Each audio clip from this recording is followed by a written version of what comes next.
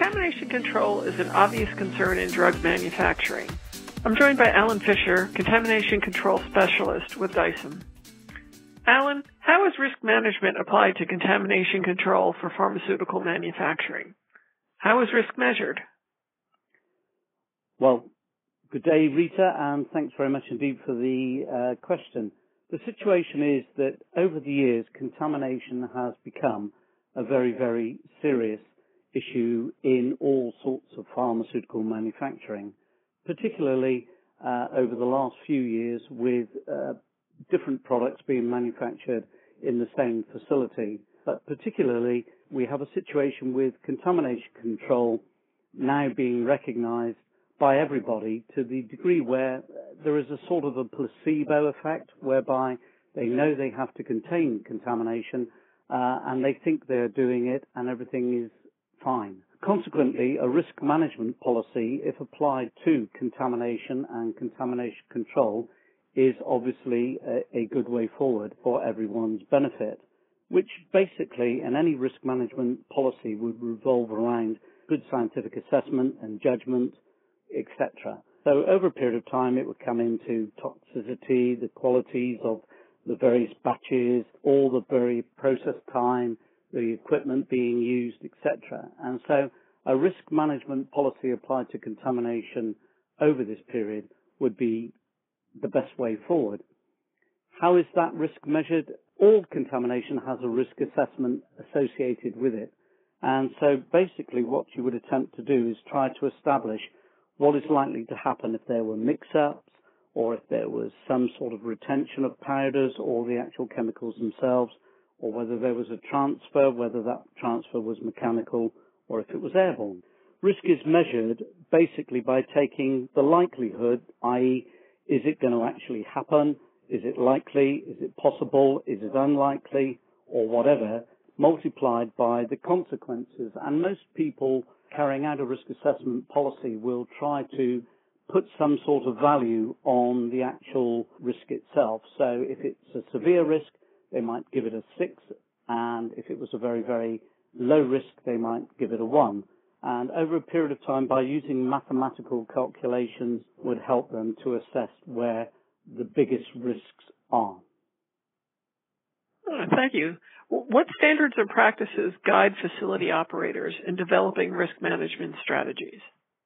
Over a period of years, as we know, more and more regulations have come into the application and the actual manufacturing of pharmaceutical products, all geared around, and rightly so, the quality of the medicines and the quality of the drugs actually being produced by these manufacturers, particularly when you consider the whole importance of safety of patients and what is likely to happen in the event of anything going seriously wrong.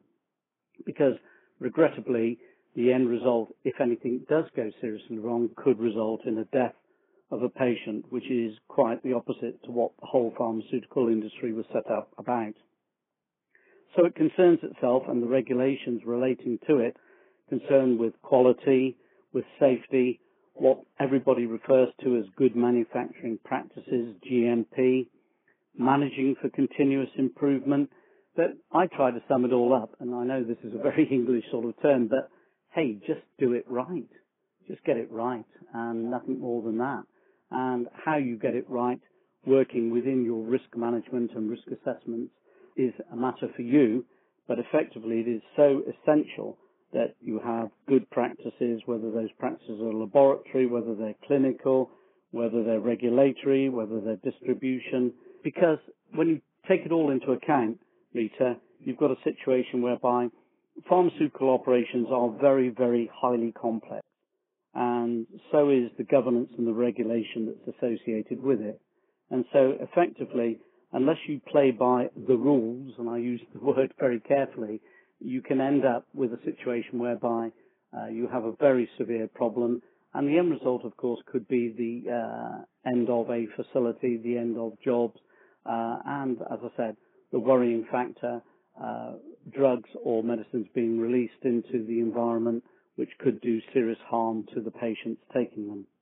Now, facilities, particularly contract manufacturing operations, may produce multiple products in the same environment.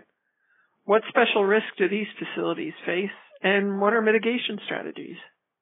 Well, it's quite interesting, and I've been speaking a lot about risk in this interview, and thanks very much indeed for this particular question, because the situation is changing, and it's constantly changing in all markets across the world, but particularly in the pharmaceutical marketplace itself.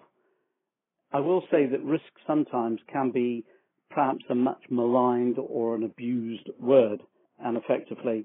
But in the situation where you have now multiple products being produced by a number of different facilities, and within that they're using similar equipment, then it creates problems of its own. Effectively, what we're saying is that we don't actually know what is going on.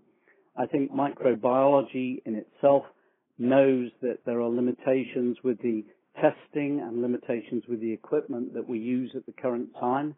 And add that to the fact that we're producing, through nanotechnology, more and more specialized, highly toxic compounds which require toxicity checks, etc.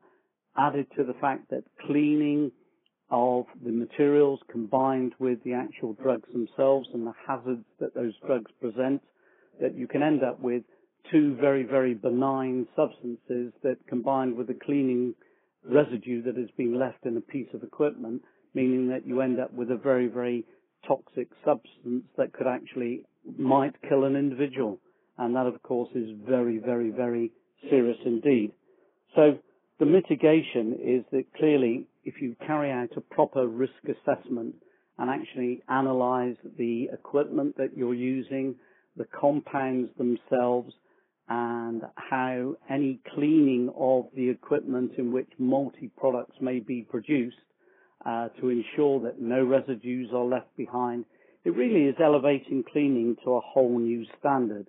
And particularly, it's better if you can actually have an effective risk management policy or strategy, which means effectively that you are reducing the operations risk of anything going wrong. So prevention is so much better than cure, because if you can prevent anything from going wrong, it's far better than having to deal with the consequences, which can involve regulatory withdrawal of licenses, regulatory closure of plants, loss of jobs, etc., end of organizations.